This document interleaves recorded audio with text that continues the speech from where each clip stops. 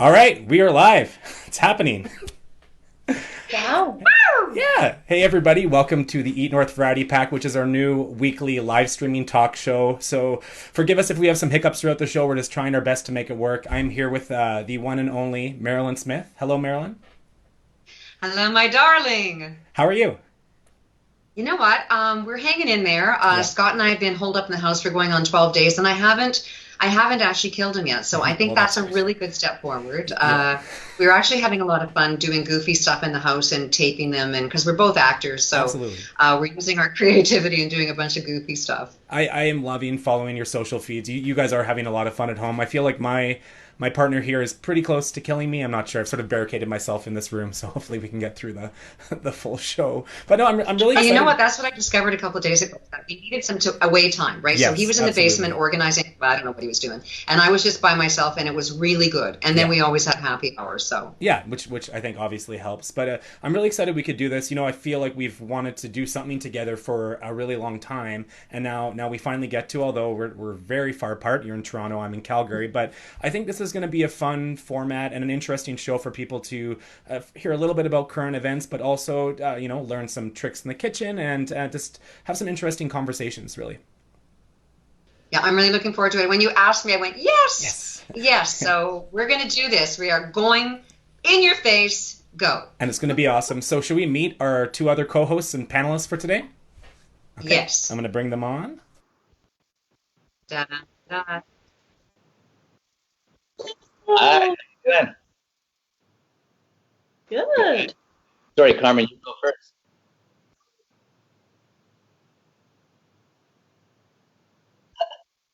Oh no, I'm here. No, things are great. I mean, yay technology that we can actually get this going and meet. Yeah. I mean, I was listening to you and Marilyn talk about your relationships and everyone adjusting. I think in our household, the being that needs to adjust the most is our dog. She's so used to being like alone for 16 hours and 10 hours, and I think right now she's like, why is there so much together time? When am I going to sleep?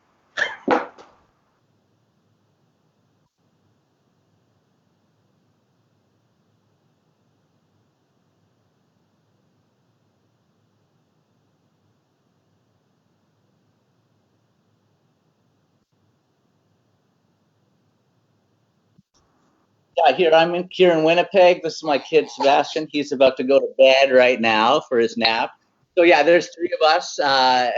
Unfortunately, fortunately, actually, my wife is pregnant and due in June. So Marilyn had been mentioning doing happy hour. So I don't really get to enjoy happy hour here as much.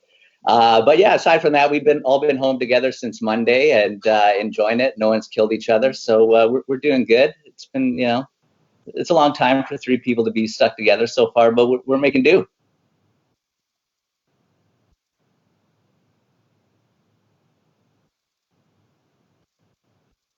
Yeah, for sure. So we do a weekly story covering the Winnipeg restaurant scene. So right now we have a lot of articles up on takeout and new places that are doing takeout and what have you. Before that, I was a columnist at CBC on CBC Radio for a number of years as a food columnist there. And I was also on MasterChef Canada in the first season. I finished in the top five. Hey, Mike. I go to Winnipeg fairly often, and I love Clementines. Do they have takeout right now? No, Clementine is not doing takeout right now. They were one of the first ones to stop their service once everything kind of started going down 2 weeks ago. But yeah, I'm not sure. We haven't checked in with them, so I'm not sure if they were going to. I really miss that fried chicken toast. That's like one of my favorite things to eat in the city, and the burger, and the Thai set. Well, everything. That whole menu is so good. So who knows? Maybe they will in the next week or so. But yeah, we were going to check in with them for sure. Good.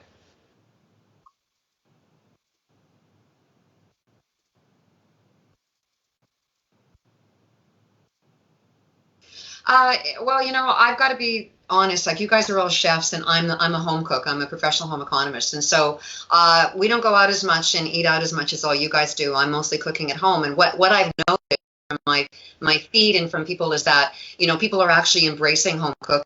And so I'm really happy about that. They're also embracing alcohol too. So I'm kind of a bit worried that at the end of this, either you're going to become a fabulous, you know, home cook or, you know, have a drinking problem. So let's just try to do more home cooking. And yeah, so I'm really excited about that. There's a bunch of people that are, you know, I get tons of messaging, people asking me how to make X, Y, and Z. So I've been trying to make my feeds like really doable stuff that you got out of your pantry. And I think that's what's happening here from my point of view, not from a restaurant. So sorry that I'm not as restauranty as you guys. On that note, Don't be sorry. do you think people are still doing lots of recipes that involve wine or booze in them, or are you kind of hoarding that instead and maybe trying to find, you know, wine substitutes? It's really funny, you know, because yeah, no, that's a good one. I mean, you can use balsamic vinegar or red wine vinegar, but it's not the same. So, you know, I just figure I got this hashtag that I use on Instagram called Use Your Good Stuff. And I meant, you know, to use your good china. I have a cup of tea every morning out of something, one of my good stuff. But it really does apply to all your booze and all your stuff. Like, wear your good clothes right now. Why are we all wearing pajamas? You know, I think we should all be wearing our good stuff, drinking our good booze, and celebrating our life with our families, you know, in close contact, and really celebrating our those connections. So I'm saying use all your good stuff.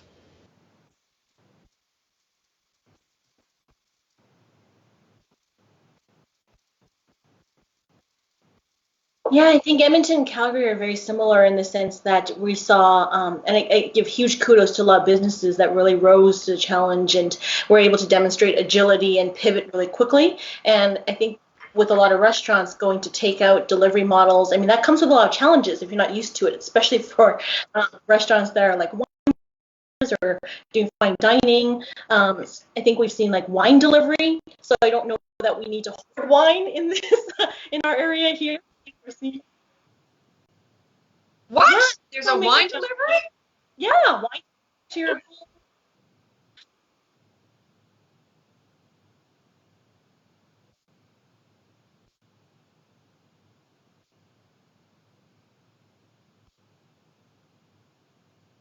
Totally. What? Yeah. And I don't know if it's just for Alberta, so I'd be curious to get your opinion, Mike and Marilyn, but we're also allowing restaurants to include wine and include alcohol with takeout and delivery now, which is awesome. So we have a lot of wine bars that have amazing lists, like Bar Vonderfels, and there are, you know, you can get wine with your takeout meal from there. Nice. Yeah, that was floated last week in Manitoba for sure. I'm not sure if they've quite enacted it yet. But a great thing here too is a lot of our breweries are also brew pubs, so you can kind of do a 2-for-1 there. Dan, I know you'll like this one because you're a big fan of Non-Such Brewery, but you can also order cans of beer with charcuterie from Chef Tyrone, all in one package. That's fantastic. Oh my gosh. And yeah, it's all house cured charcuterie and everything. And then they're also doing burgers for takeout and a couple other items. Apparently, I had no audio until now, so thanks for. So who knows? Thank God you guys were saying smart stuff, and I swore a lot, so it's probably better off that we didn't hear me. So. God. Okay, like I said, this show we are trying to work out the kinks as we go, but anyway, I think it's interesting to see how every province and even every city is pivoting differently to kind of combat the issues that COVID-19 has brought to the entire country. So maybe this is actually a good segue now for us to bring on our first guest, who is Shelley McArthur. And Shelley McArthur is one of the top restaurant PR professionals in Western Canada, if not the entire country. And her PR firm, SMC Communications, is based out of Vancouver. And on March 13th, she launched a program called Breaking Bread Now. And it originally had 23 restaurants in the Vancouver area involved, just as a way to help support local restaurants that were in need of just having people not be afraid to still utilize their services. And it since has grown and grown and grown, and it's gone to multiple provinces, and I think they have close to 250 restaurants involved now. So I'm just going to bring on Shelley really quickly, and she can tell us a bit about that. Yeah, hi everyone. Thank you for having me. Hi, Shelley. Hi, it's good to see you all. And great to see you. So Shelley, why don't you just tell us a bit about the initiative? Sure. So, you know, my team at SMC Communications, we had been intently watching this is going back 2 weeks tomorrow now. So we've been watching what was happening in other restaurants across the world, and seeing in New York and the other cities that were just a little bit ahead of where Vancouver was at, where we're located.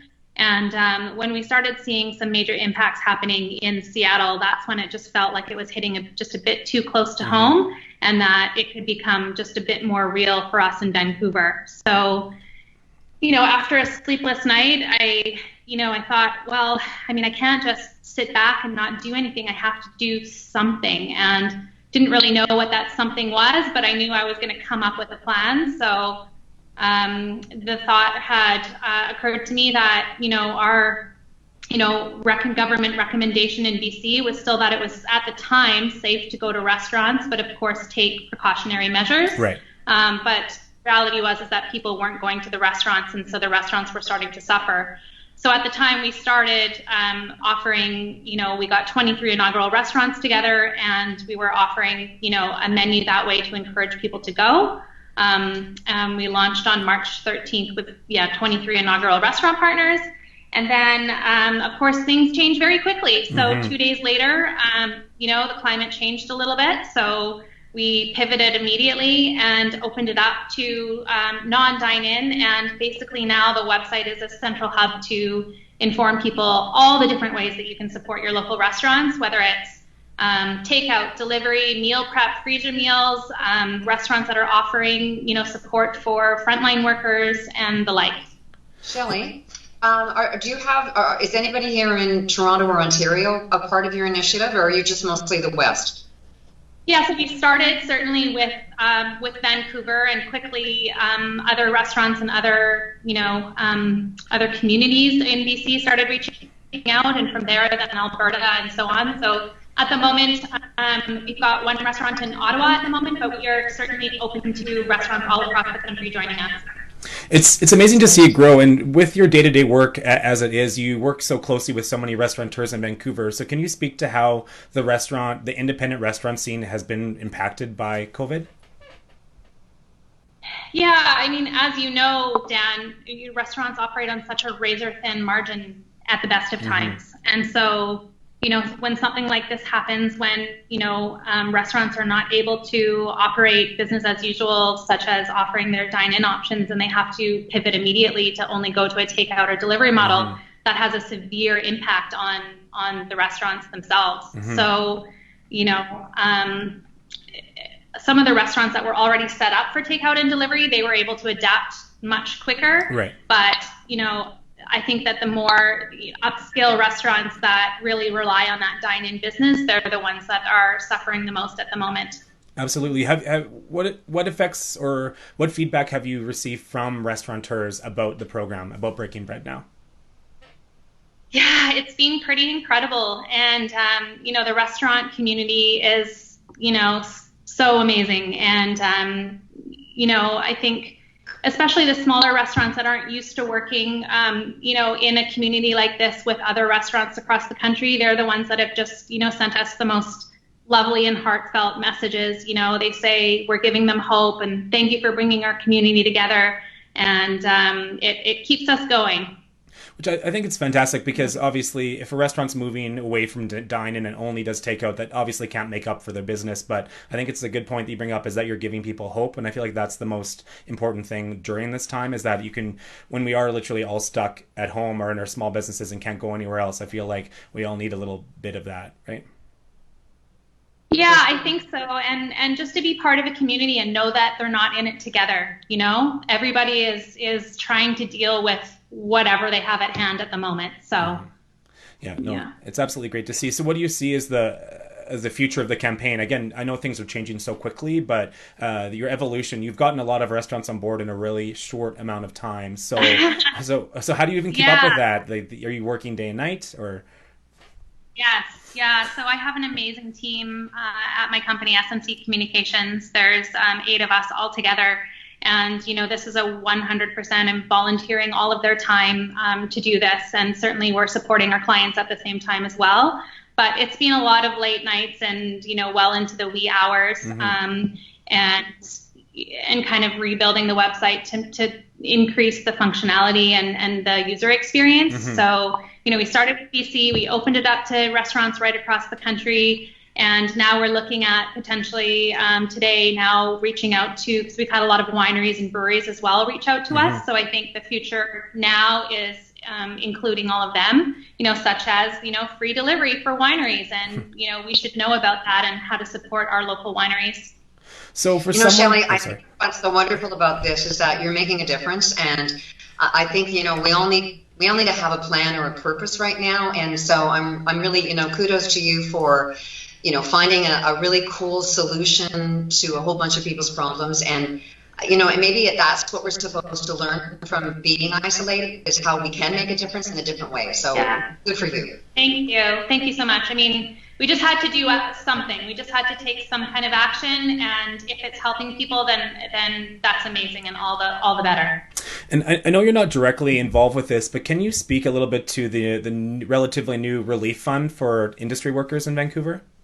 Because I think that's really interesting. Yeah, so for sure. It was started by a few people, of course, in our restaurant community.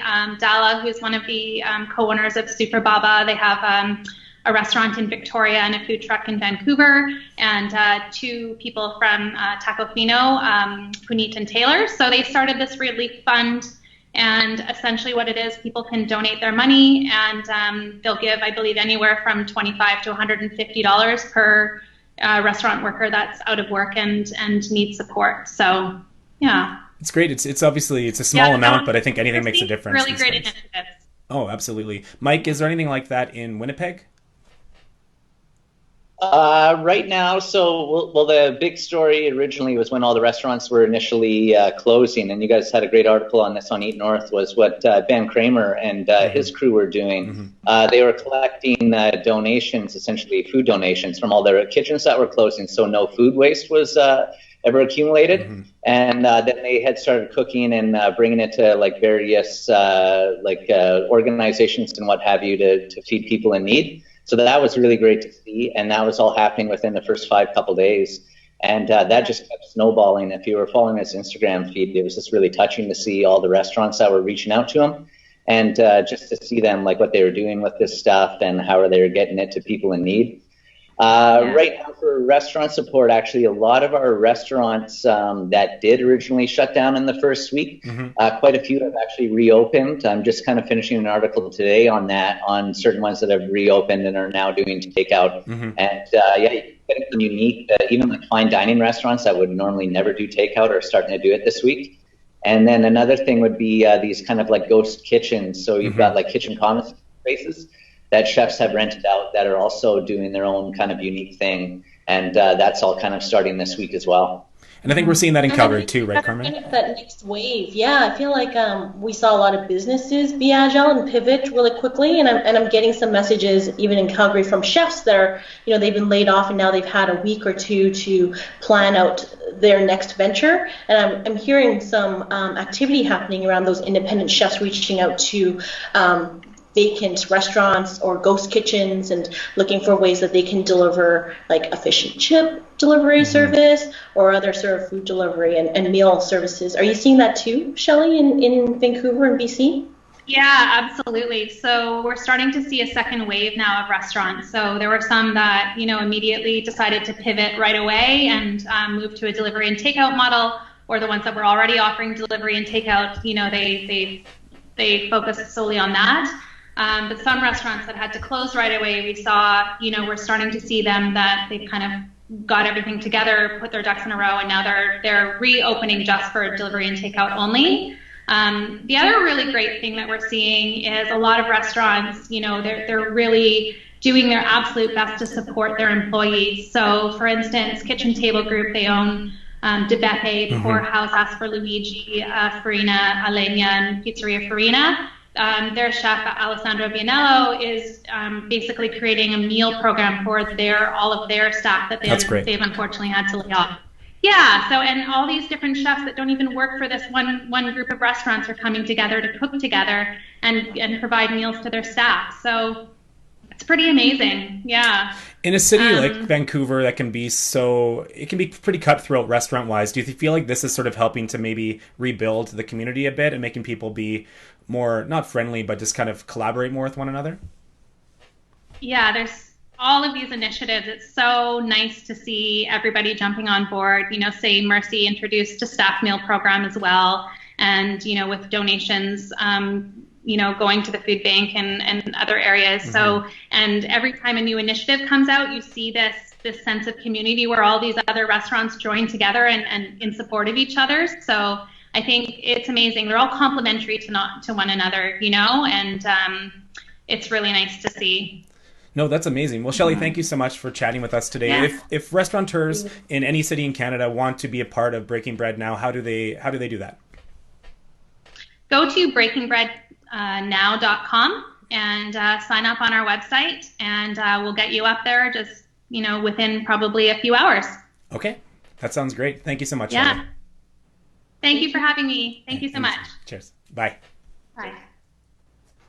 All right, I thought that was a great conversation. It's so amazing what different people in Canada are doing with the initiatives, right? It's incredible. It's like it goes to. I think creativity is when you have an extraordinary situation and you have to come up with a unique solution, mm-hmm. and so I can really see her doing that, and it's so heartwarming.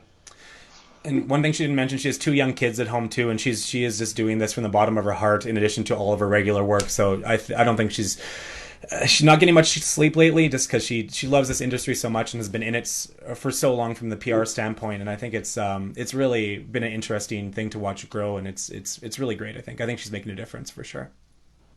For sure. Yeah. So before we move into what now? Oh, we do have another guest coming up here. We're going to do something. We're going to do something different now, aren't we, there, Mr. Clapson? Well, I think that Mike Green has a question about home cooking and pantries and movies and. The one I want to know is how is everyone's Netflix account affecting what you're cooking right now, or your Disney Plus or what have you? Our thing is like we normally don't eat a lot of gluten here in the house, but we're on the final season of The Sopranos, and it's been like pasta for weeks here. And there's just something about that show. Every other scene, the actors are sitting at a table eating pasta, and it's just like you feel as though you need to eat it as soon as you finish watching an episode. Mm-hmm.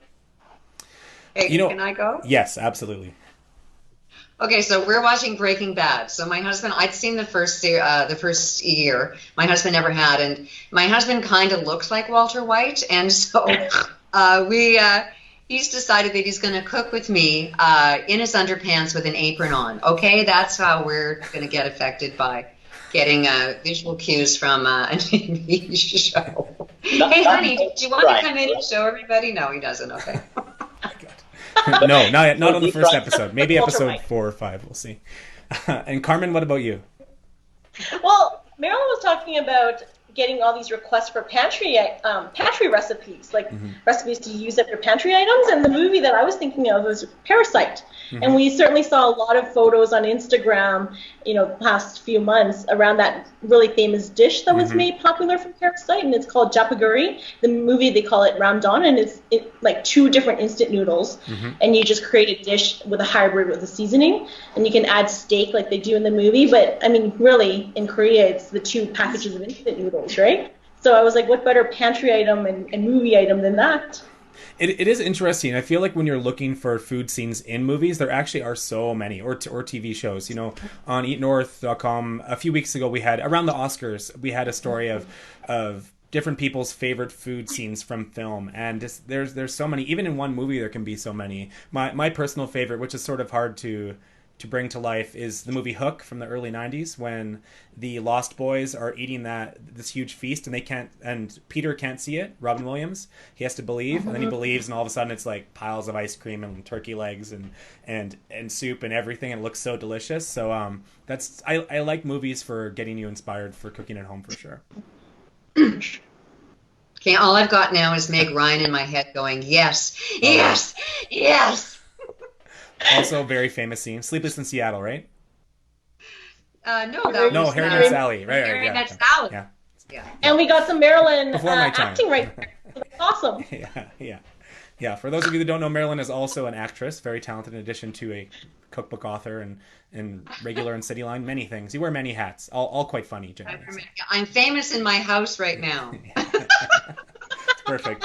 So I'm going to try to bring our next guest on, Lynnette MacDonald from Swirl Cakes and Custom Desserts in Calgary. She's going to make a little Easter dessert that's really kid-friendly. I might have a little bit of camera issues, so just bear with me for 1 second while I phase everyone out here, and then we'll bring Lynnette on. And so, Dan, will I be able to split the screen with her? Because she's absolutely. just a little tiny dot right now. Yeah. And So I have my binoculars, but we're going to bring, see. just Mairlyn, and then Lynnette. There we go. Okay. Do you see Hey her? guys. No. Okay. She's still a little dot. Well, she's on now, so maybe Lynnette can sort of talk through what you're doing. Hi, Lynnette. How are you? Hey, good, Dan. How are you guys? I'm So good, lovely thanks. to see everyone. Yes. I'll let Mairlyn take it from here. Okay, hey, so you're going to make a kid-friendly dessert, and you were showing me the book. It's like a local cookbook. Tell me about that, and tell us what you're going to be making. I'm going to try to find this live because I can't see you at all. I even have my binoculars on, and I couldn't see you. So. Okay. No worries. So this is a local cookbook by a friend of mine, Jennifer James. It's called Cooking with Auntie, and it has a really lovely inspirational story behind it. And the thing that I love most about this is it's so pantry friendly. So you don't have to go to the grocery store and get a lot of ingredients. And kids can help too. She's got an adorable young son, Jack, right there. And oftentimes you see him in the kitchen as well. So when Dan asked me what we were going to do today, I thought, spring has sprung, Easter's around the corner. Why don't we do this super fun little egg nests? So start cooking. I knew it has an egg white and a can of condensed milk. Okay, so you say it's pantry. What happens if you don't have condensed milk? Can you substitute? So in this recipe, you will need that the condensed milk, but if you don't have it, you can make some at home. So you can actually make, if you have evaporated milk at home, just 1 can of evaporated milk with 1.5 cups of sugar and a teaspoon of vanilla. Bring that to a boil on your stove and just let it cool, and then you have your condensed milk. You can also make it out of powdered milk or regular milk as well. It's just a little bit more effort, but I can definitely send those recipes to anyone that wants. Yeah, because I think people are asking me, Lynnette, is that, I'll post a recipe and they go, well, I don't have this, can I use that? So right now, as far as pantries are concerned, I think it's great that you've already given us an alternative. Yay. Perfect. Great. So 2/3 of a cup of condensed milk with your egg white. And then 1 tablespoon of vanilla. Okay, so now I'm a big pure vanilla girl, Lynnette. What happens if you don't have pure? Well, you could always use the imitation. You could also use any other type of extract. If you don't have an extract, it's not that big of a deal because the condensed milk is already quite flavorful already. But yeah, you're just going to whisk this up. So you don't even need an electric mixer. You're just using a whisk because I seriously can't see you. Yes. Okay. Yes. It's like I'm doing a radio show now. You're just wanting to incorporate it. It's not so much to aerate or meringue your egg white. It's just to incorporate it in because the proteins in that, when it cooks, that's what's going to bind your nest together. Oh, science talk from a chef. I know, right? All that complicated stuff. So 3.5 cups of coconut. Is it unsweetened or sweetened coconut? I was just going to say, I would use unsweetened in this just because the condensed milk is already so sweet. But I only had sweetened, so that's what I'm using. Good. All right. And now you're going to mix it all together? Mix it all together. Do you bake these? Of course you do. We do a little bit different versions in our kitchen. We're at home right now because I'm on self-isolation and social distancing right now. But these are actually a similar version to this is one of the first recipes I ever did as a kid because it was so simple. I didn't need a lot of help from mom or dad to create it. But it's honestly, time in the kitchen is really what helped me with math skills when I was a kid, and also my fondest memories of spending time in the kitchen with family. So that's why I love this kind of isolation baking that's happening right now with all the kids being at home, because it gives them something to do. I love that you've got a food memory involved with this, because I was thinking that I was watching Commander Hatfield on breakfast television here, and he was saying that this is a perfect time to, to actually document family recipes. So, give your great aunt a phone call and ask her, how did you make that fabulous dish that we have every Christmas? Because if we don't document the recipes now, we're going to lose them. And so you've got this wonderful childhood memory from this recipe. And so maybe it's time, that you're going to pass it down or write it down make a book for your family. But those personal touching recipes are so important. Yeah, absolutely. So it's so easy to just drop these onto a baking sheet lined with parchment paper. You're going to set your oven to 325 degrees, and these are going to bake for 20 minutes. So and is the rack, as you're scooping them, is the rack in the middle of the oven? Yes. Okay. You could do convection oven as well. It's just these are going to brown up quite quickly, so just adjust your time if you do have your fan on. So you're just going to take these, and this is where the kids love it because it gets a little sticky and gooey. So just kind of make them a little bit pretty into your nests. And then the most important part of the nest is just use your thumb to make a little indent. Because when we come back from the break, we're going to fill these with some chocolate and some mini eggs. So for that, you'll need 3 ounces of semi-sweet chocolate. And then I actually add a little bit of butter to that, just so that the chocolate isn't quite so hard when you bite into it. I like more of a ganache style. So afterwards, when these bake, we'll get decorating them. But when you were pushing your thumb in, is it get sticky? Is it good to keep it damp as you pop it in? Yeah, I mean, you can see how sticky my fingers are. Okay. But after you make your little nest with your thumb, I would just go back in and form them up a little bit more, as far as like the circle, just so that they're a little prettier and they'll stay together a little bit more. Good. I can hardly wait. I wish I was eating them. I don't have any condensed milk, but I do have evaporated milk. So I'm loving that you gave us an alternative. So make sure that we're going to write that down. And so it was the evaporated milk. What was that? 1.5 cups of sugar? Yep. And half a teaspoon of vanilla. Yep. Bring that to a boil to melt your sugar, but be careful not to scorch your evaporated milk. And then just cool that to room temperature, and you're good to go. Woo! Okay. Sounds great. Well, while Lynnette pops those into the oven, I think we'll shift back to a different conversation, and we'll come back to you in just 1 minute, Lynnette. 5 minutes, 6 minutes. Okay, cool. I just have one more thing to add, just so I don't forget it when we come back. Jen actually has very graciously offered a free digital version of her cookbook. So if you want to check out cookingwithauntie.ca, you can sign up and get the free digital cookbook. And you can also order, these are printed to order. So you can also order a hard copy if you're stocking up on Christmas gifts or birthday gifts right now. So support local. That's great. Awesome. Well, thank you, Lynnette, and we'll see you in a little bit. Sounds good. Okay, bye. All right, I'm going to bring back our 2 panelists, Mike and Carmen. Hey, guys, how's it going? I've switched us up a little bit. Good. That looks good. I love coconut macarons. That's essentially what she's making there with chocolate eggs on top, and one of my favorite desserts, actually. She's making a macaroon, because a macaron is very silent, so it's a macaroon. Macaroon. It's a coconut one. No. The macarons we would never have on the show because it takes hours to make, and it's very frustrating unless you're a pastry chef.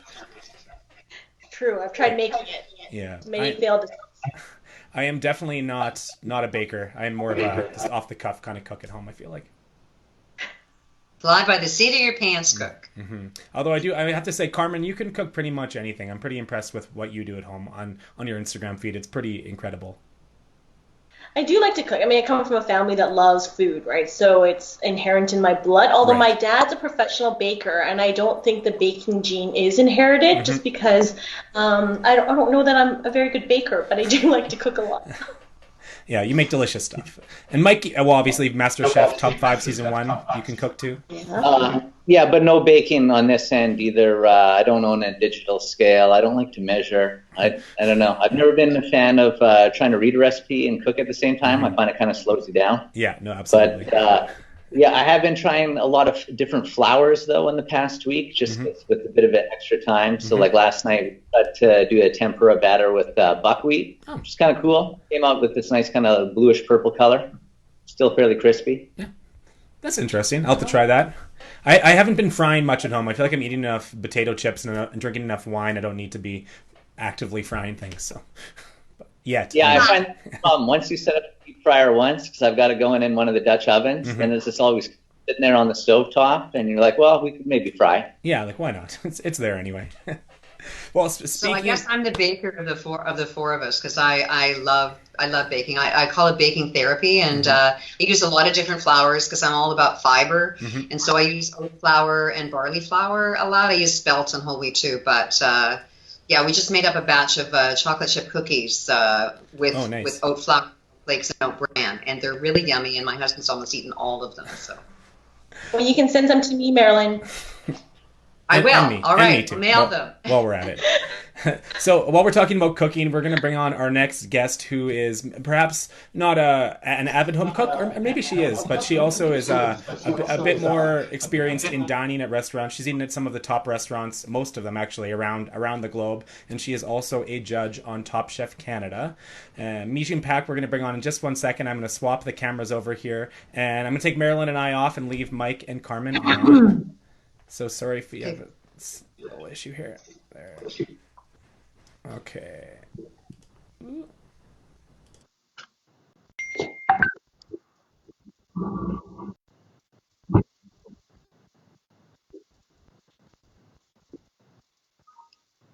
I'm here. Can you hear me? I can hear you. I can see you. Oh, I can see you, Mike. How are you? Good. How are you doing? Good. As good as can be, right? Exactly.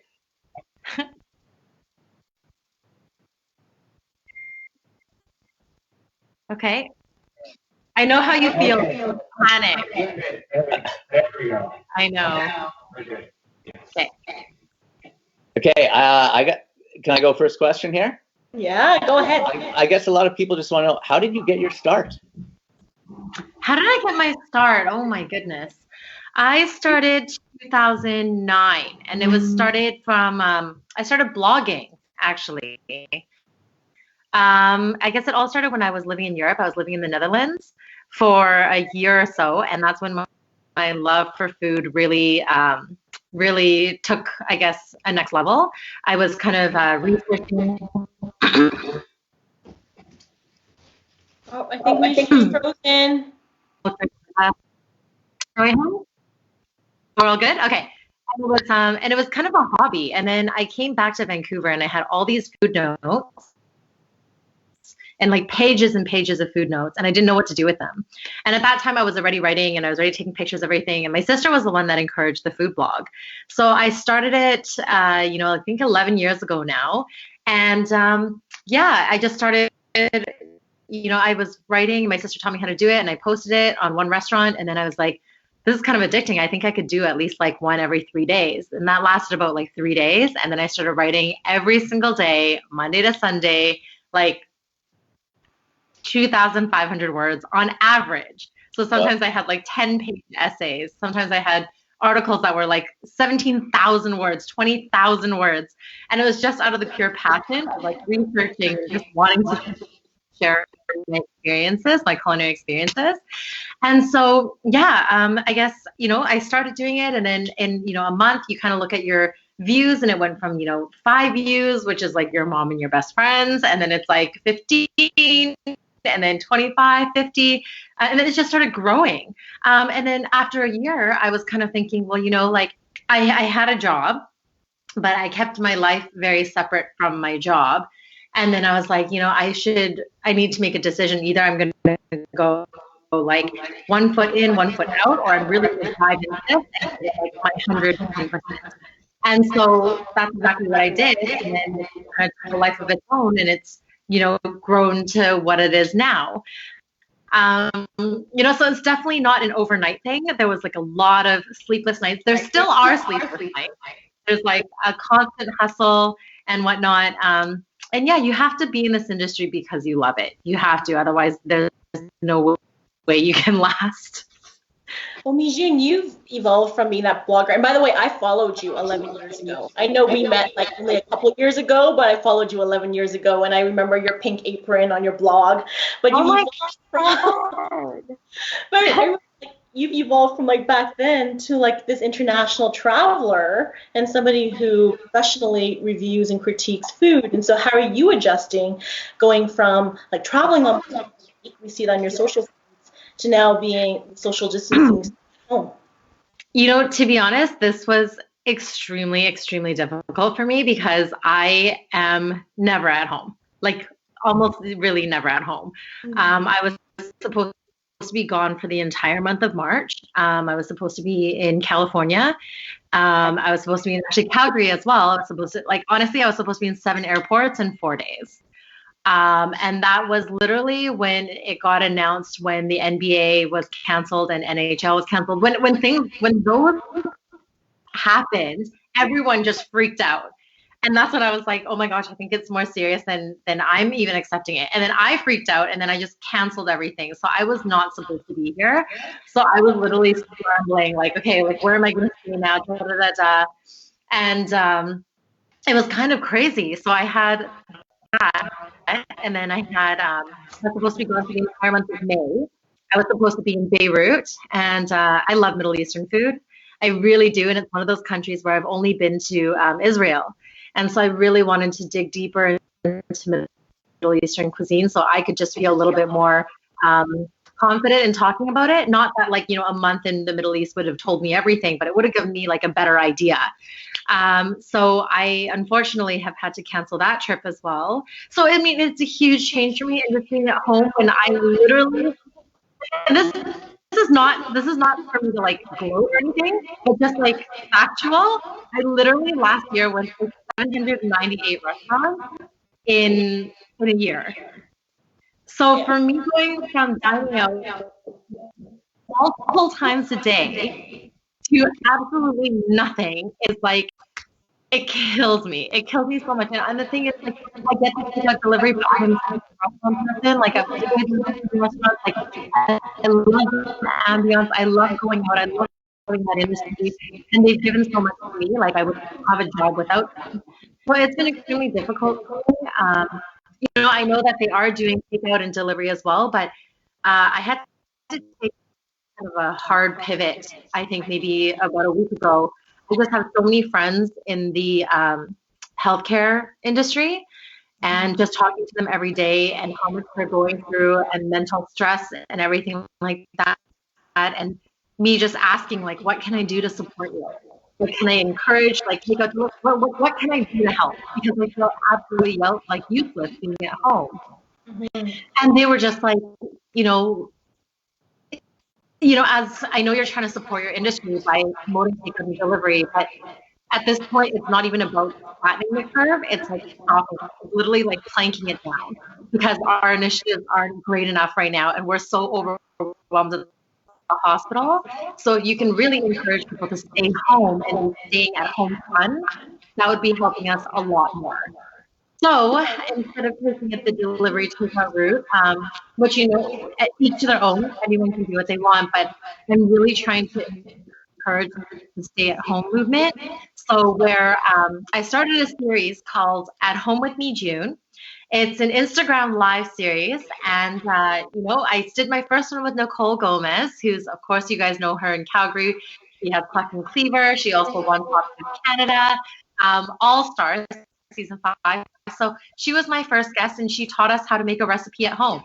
And then, you know, I had the recipe from her before, so I picked it up beforehand. She literally came out, like, left it there. I was like, hey, you go back in. I'll go grab it. I'll get back in my car and I'll leave. So you respecting social distance. I brought it home. Then we ate dinner together and answered questions. So it's like a 15, 20-minute segment on Instagram Live. I have another one tonight with Dougie. So tonight at 6 p.m. Our time. So I guess it'd be 7 p.m. for Calgary and 9 p.m. for Toronto. So yeah, and we're going to be, and so every segment's a little bit different. A lot of them are going to be like recipes, and I made sure all recipes have to be easy and they have to be affordable because I want to be really sensitive to everyone that's lost their jobs right now.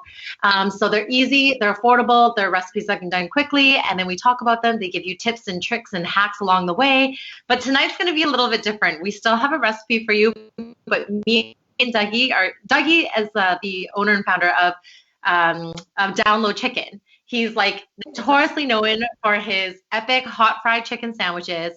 So I told Dougie, I was like, I want one of everything.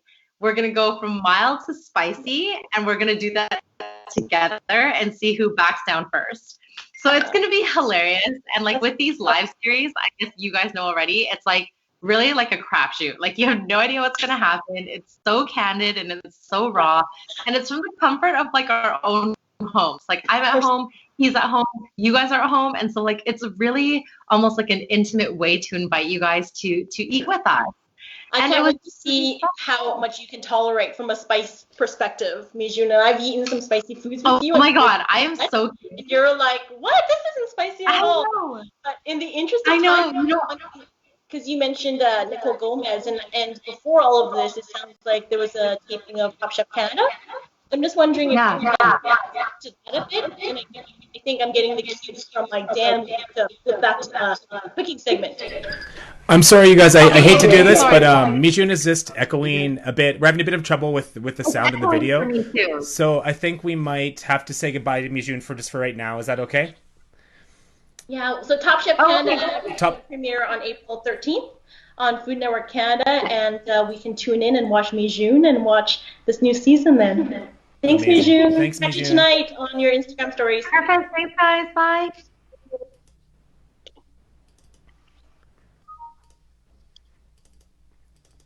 There we go. Okay. Sorry about that. So we are back. I'm going to add Carmen and Mike back in here.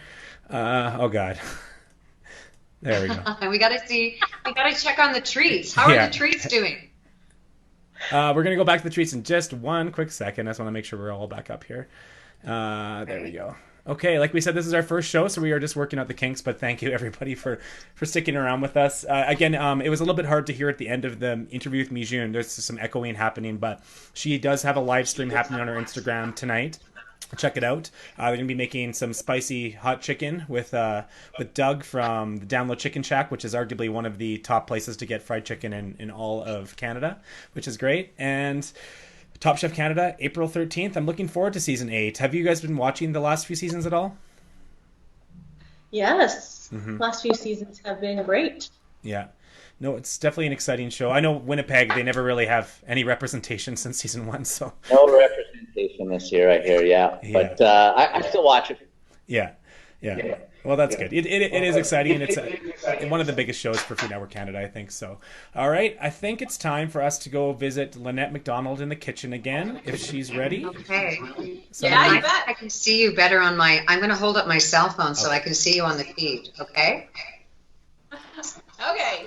You let me know, Dan. I haven't seen her yet. I guess I'm delayed, right? Yeah. Yes, you are. So maybe don't look at that on there, I think. Don't look at it. I'll just pretend I can see what's going on. And if there's sound coming out of the cell phone, maybe turn it off too. Yeah. Turn my cell phone off? Or you just had to leave it on so that you could text me? If it's making sounds, turn it off, I think, yeah. No, it's not making any sound. Okay, perfect. I turned it off. All right, so we'll let you take it from here. Okay, Lynnette, what are you doing? Ta-da! Ta-da! So through the magic of television, 20 minutes later, we have these lovely macaroon nests. Can you see that, Mairlyn? I know it's a little bit hard. Okay, all right then, well, you will. So all I've done is just microwaved, melted, she's got her binoculars up now, just melted some chocolate and just spoon it in. I have one of our fancy scoops here, but you don't have to do that. You're just gonna scoop it right into the center. So you're making a little area where you're gonna put the chocolate eggs. I loved how Mijune was talking about her Instagram baking and cooking with Nicole and whatnot. That's what we've been doing on our feed too, just to pass the time and kind of encourage people to just get back into the kitchen and spend some quality time together. So once I think it's wonderful. All right. So you melted chocolate chips and butter. Now, if you didn't have chocolate chips, could you use a chocolate bar or like some baking chocolate, or is there an alternative? Absolutely. Yeah, you can use even in caramel, if you have like a caramel sauce in your fridge that you want to use, you can put that in there. Yeah, anything that just to kind of something that's going to make your eggs stick. Right. So you're actually like glue. So it's chocolate glue. Yeah, Don't exactly. use glue. Don't use glue. It's acting like glue. Do not use glue. And then you just drop your eggs in, and then once your chocolate firms up, these are so cute. They're lovely. They freeze really well too, because I know a lot of people have been replying, oh my gosh, all this baking, and what am I going to do with it all?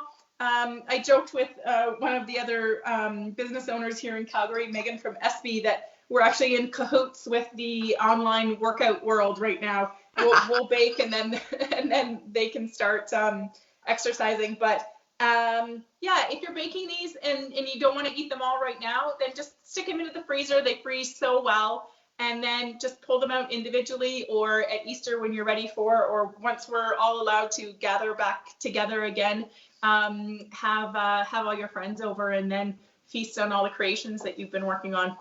So you know what I've been doing, Lynnette, is that I've been baking and then, wash my hands really, really well, and I put them in containers and I drop them off at my neighbor's doors, and with a little note, that said, like, don't worry, I sterilized everything, you're ready to go. And so I've just been doing baking therapy like that and feeding like my neighbors around here. So that's so awesome. Unfortunately, I was at Cater Source 2 Fridays ago, so I'm still in self-isolation. Oh, so good for you.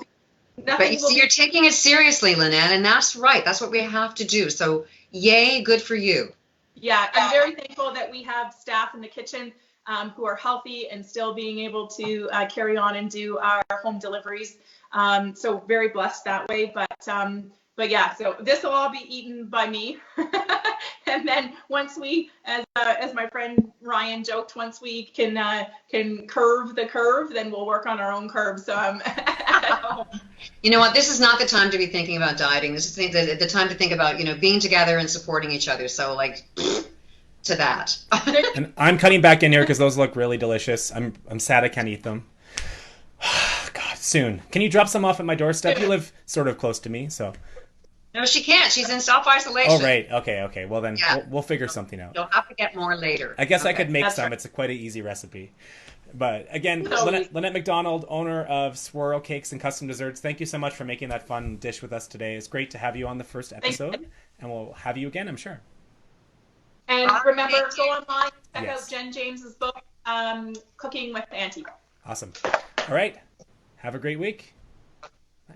All right, Dan. We are down to our next guest. Our last final guest. We have a very talented singer from Calgary, Alberta. She's currently the Female Artist of the Year as awarded by the Alberta Country Music Association, Mariya Stokes. Woo! Yes, very good. Woo-hoo! So I'm going to bring her up here to say hi quickly. Hey, Mariya. Hey, everybody. How's it going? How are you? I'm doing so good. I had so much fun watching this whole show, and my grandma tuned in. And it was really cool to hear everybody talking about passing down family recipes, because all of my favorite recipes are my grandma's as well. And I wish I could be half the cook that she is. So anyway, hi Grandma, thanks for tuning in. Oh, cute. So I'm gonna take Mairlyn off here, and we'll just chat with you quickly. We're running a little bit behind, but we still want to definitely hear a song by you. Do you want to just talk a little bit about your music if people aren't familiar? Yeah, absolutely. I'm a country artist and singer-songwriter from Calgary, Alberta. I like to dabble in different genres a little bit. My first single was pretty pop country, and my second single, Christmas, Arizona, which Dan actually helped me out with a bunch, is a little bit more traditional country. Yeah, and we have another single coming out hopefully next month, depending on how everything's going, and a record in the fall, in the summer, which I'm really excited about as well. Really exciting. So how has COVID affected musicians? I think it's similar to restaurants, actually. You know what? I think restaurants, the food industry, and the entertainment industry, because we already work so closely together and we're so hand in hand, it's been really hard. All my gigs have been canceled, and I'm a full-time musician, so most of my income comes from that. Right. However, there's been this really, really cool community that's coming out online of musicians that are working together and streaming together and supporting each other, and the fans are really, really getting involved. Everybody's putting on live streams and concerts and cool TV shows like this, so I think there's a lot of good that's coming out of it as well. it has been interesting to see people get creative, and I think right now we'll watch you get creative with your voice and your guitar. What are you going to sing for us today? Well, we were talking on Twitter, Dan. Do you want to hear the coronavirus version of Hands on My Body? I think people might appreciate it if you give them a little bit of a backstory. You think they might like it? Yeah, first single, it's called Hands on My Body. As soon as, we started the self-isolation thing, I started getting inspired because I want people to listen to that song, but the messaging in it is a little bit inappropriate for what's happening right now. So I wrote a social distancing version of it. This one's called Hands on My Body, and I hope you like it. Take it away. So I'd usually say, come on over, baby, bring a bottle of wine, but not today. No, not this time. There's a virus on the loose that ain't here to play. I've disinfected my phone, and I like to stay. Help me, please, so don't ask me if you can come to my home. The only way that I'll stay safe is if I quarantine alone. So I want your hands on my body in a couple months, probably. Want your hands on my body in a few months, probably. If you really want me, you won't put pressure on me. Want your hands on my body in a couple months, probably.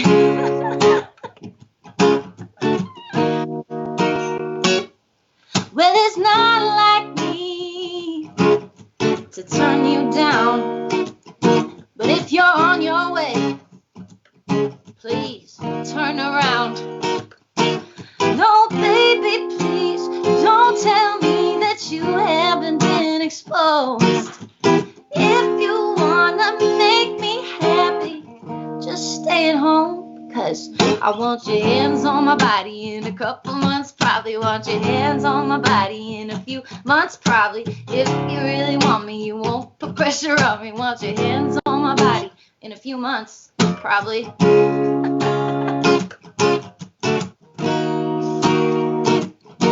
Well, I've cleaned my house, stocked up groceries, I even found some TP. And if you wanna make me happy, please stay away from me. I want your hands on my body in a few months, probably. I want your hands on my body if Corona ain't got me. I want your hands on my body, baby, hands on my body, hands on my body in a few months, probably, a few months, probably. Yeah. I want your hands on my body, baby, hands on my body if Corona ain't got me.